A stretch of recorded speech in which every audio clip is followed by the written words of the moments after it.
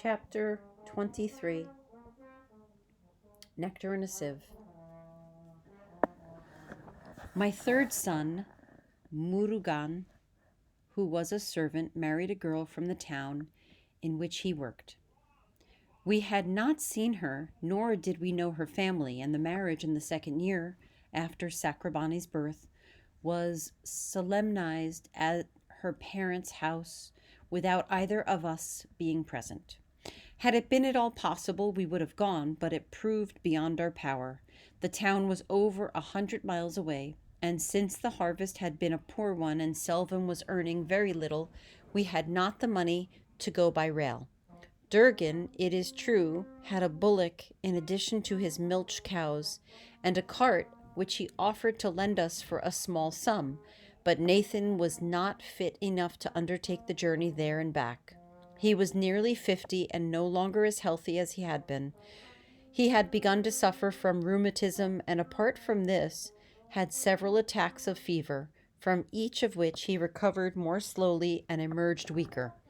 Sometimes, in the middle of sowing or reaping or tilling or the innumerable tasks the land demanded, he would stop and straighten up, breathing hard and trembling. Often he was unable to continue work and was forced to lie down in the hut for a while. Ida and I did what we could, but the land is mistress to man, not to woman. The heavy work needed is beyond her strength. Several times Kenny came to see him, bringing food and sometimes medicine. He told me bluntly that my husband was not getting enough to eat.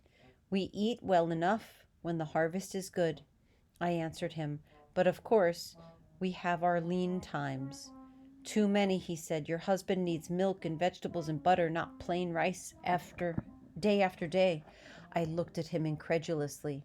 Those can only come our way when the yield is rich, I said. It cannot be always, or indeed even frequent, for we are not rich, you understand. I was not thinking, he muttered. Of course I know this too. Then one day he told me that my husband would not recover until he stopped worrying. He is very anxious about you, he said. You must try and reassure him. I would do so if only it were in my hands. But what comfort can one offer a man who sees his family wholly dependent on him and no one else to see to them?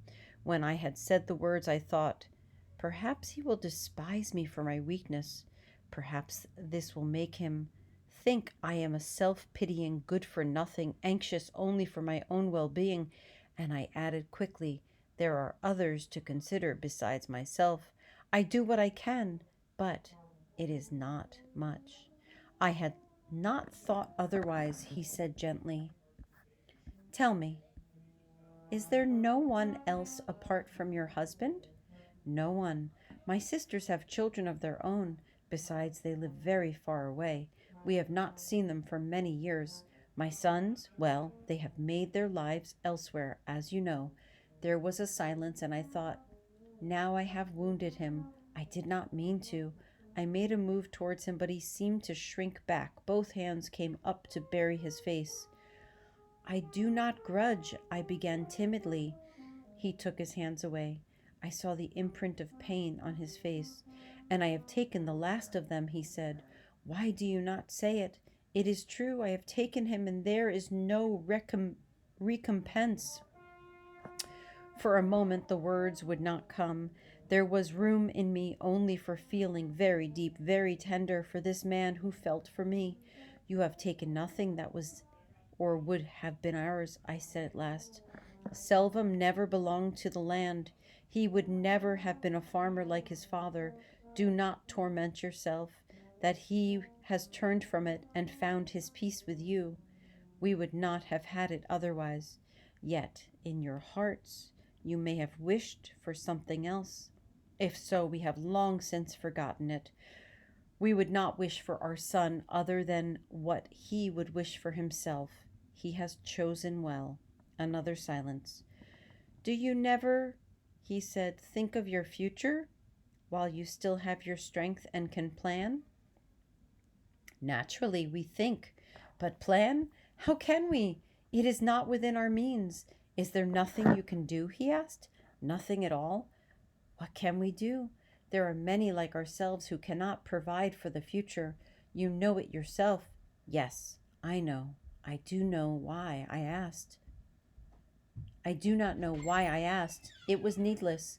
There is no provision at all, he said, speaking half to himself, neither for old, nor young, nor sick. They accept it. They have no option. He looked so stern that I grew alarmed. Do not concern yourself, I said diffidently. We are in God's hands. He looked up sharply, abruptly, as if some chain of thought had been rudely broken. Then he left me. Nathan was lying within. What happened? He asked, turning to face me. You were a long time. We were talking, that is all. What about? You are as persistent as your grandson, I said. But being older, you should know better. We were talking about Selvum. Kenny thinks he will be good. He is shaping well. I am glad. Tell me, did he not say anything about me? Only that you were not to worry and that you would soon be on your feet. Worry? What about? Did he say? About anything. You are to rest. Well, he said, I can see you are guarding your tongue. Never mind, I can guess, but I shall be well soon. You will see. A few days later, he was up, and to my astonishment, for the next year or so, he had no further trouble. Then one day, when I was congratulating myself on his recovery, the blow fell. I was out gathering cow dung. I did not see Sivaji come, and he left quickly as soon as he had delivered his message. I came with my basket half laden, and saw my husband sitting on the floor staring out before him, a dazed expression on his face, and his lips trembling loosely. Sakrabani was crouched in a corner, hugging his knees in his arms, and his pink, fascinated eyes, half curious, half terrified, fixed on his grandfather. I sent the child out and went to Nathan, thinking he had another of his attacks, but he seemed to wake up when he heard my voice and waved me away. I am all right. Here, drink this. You will feel better. I tipped the mud pot and filling his bowl, handed it to him. He drank obediently, as if to please me, spilling a little in the process. He was still shaking. I sat beside him, waiting. The land is to be sold, he said. We are to move.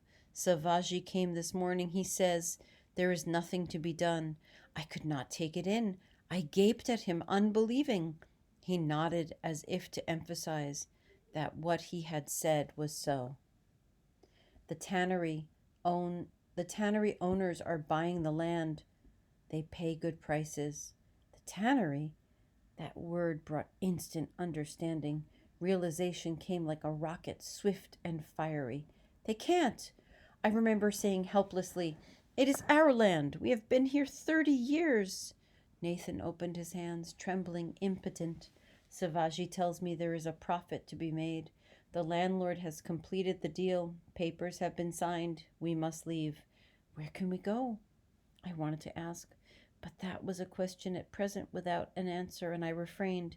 Instead, he put the question, where are we to go? What shall we do? How much time have we got? I asked, preparing for the worst. He does not expect us to leave at once. He has given us 2 weeks' time in which to go, which is lenient. A dozen lines of thought began and continued in my brain without ending, crossing, tangling like threads on some meaningless warp. My head was whirling. I must sit down and think, I said to myself, but not now, later. Follow each thought to its conclusion. Decide what we are to do for ourselves. Plan, as Kenny said, for ourselves and our children. The present chaos is madness. I do not know why they need this bit of land, I said, in the manner of people who must say something for the sake of the sanity which speech can bring. Certainly they cannot build on it. It is a swamp, meant only for rice growing. Nathan shrugged. Who knows? Perhaps they can drain it, tighten the soil. They have resources beyond our imagining. Or perhaps they wish to grow rice for their own men. He too was speaking like me, automatically, for the sake of speaking. I made another effort, a pitiful one, for the words I said, were the last to bring comfort. At least we shall not have much to carry. The granary is almost empty. He nodded in dull agreement. Then once again we relapsed into silence, sunk in our own thoughts. Somehow, I had always felt the tannery would eventually be our undoing. I had known it since the day the carts had come with their loads of bricks and noisy, dusty men, staining the clear, soft greens that had once colored our village and cleaving its cool silences with clamor. Since then it had spread like weeds in an untended garden, strangling whatever life grew in its way. It had changed the face of our village beyond recognition and altered the lives of its inhabitants in a myriad ways.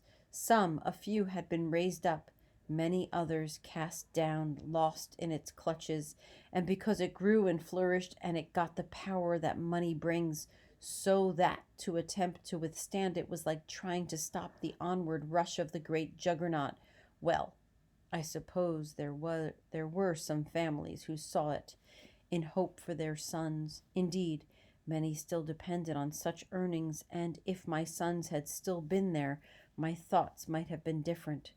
But for us, as we were now, and others like us, there could be only resignation and resentment. There had been a time when we too had benefited. Those days seemed very remote now, almost belonging to another life. But we had lost more than we had gained or could ever regain. Ira had ruined herself at the hands of the throngs that the tannery attracted. None of these would have laid hands on her even at her bidding. My sons had left because it frowned on them. One of them had been destroyed by its ruthlessness, and there were others in touch, had scathed Janaki and her family, the hapless Chakli, Kanan, Kunti even.